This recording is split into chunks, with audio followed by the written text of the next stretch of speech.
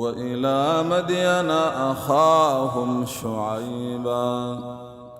قال يا قوم اعبدوا الله ما لكم من إله غيره ولا تنقصوا المكيال والميزان إني أريكم بخير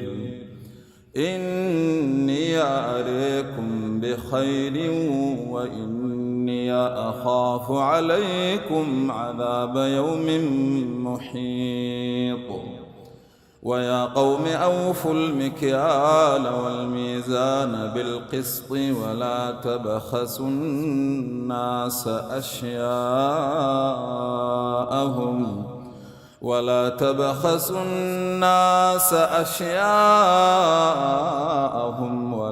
تعثوا في الأرض مفسدين بقية الله خير لكم إن كنتم مؤمنين وما أنا عليكم بحفيظ قالوا يا شعيب أصلواتك تأمرك أن نترك ما يعبد آباؤنا أو أن نفعل في أموالنا ما نشاء إنك لأنت الحليم الرشيد قال يا قوم أرأيتم إن كنت على بينة من ربي ورزقني منه رزقا حسنا وما أريد أن أخالفكم إلى ما أنهاكم عنه إن أريد إلا الإصلاح ما استطعت وما توفيقي إلا بالله عليه توكلت وإليه أنيب ويا قوم لا يجرمنكم شقاقي أن يصيبكم مثل ما أصاب قوم نوح أو قوم هود ويا قوم لا يجرمنكم شقاقي أن يصيبكم مثل ما أصاب قوم نوح أو قوم هود أو قوم صالح وما قوم لوط منكم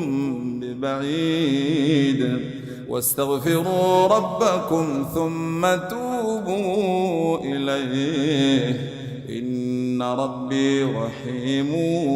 ودود قالوا يا شعيب ما نفقه كثيرا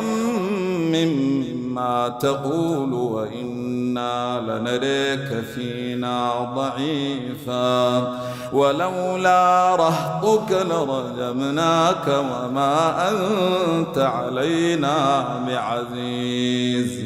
قال يا قوم أرهطي أعز عليكم من الله واتخذتموه وراءكم ظهريا إن ربي بما تعملون محيط ويا قوم اعملوا على مكانتكم إني عامل سوف تعلمون من يأتيه عذاب يخزيه ومن هو كاذب وارتقبوا إني معكم رقيب ولما جاء أمرنا نجينا شعيبا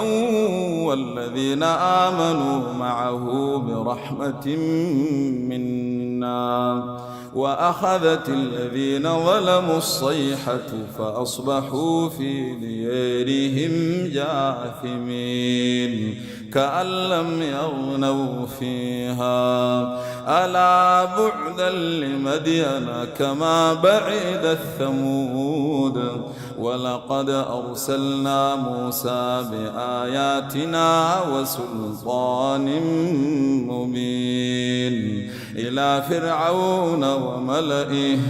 فاتبعوا أمر فرعون وما أمر فرعون برشيد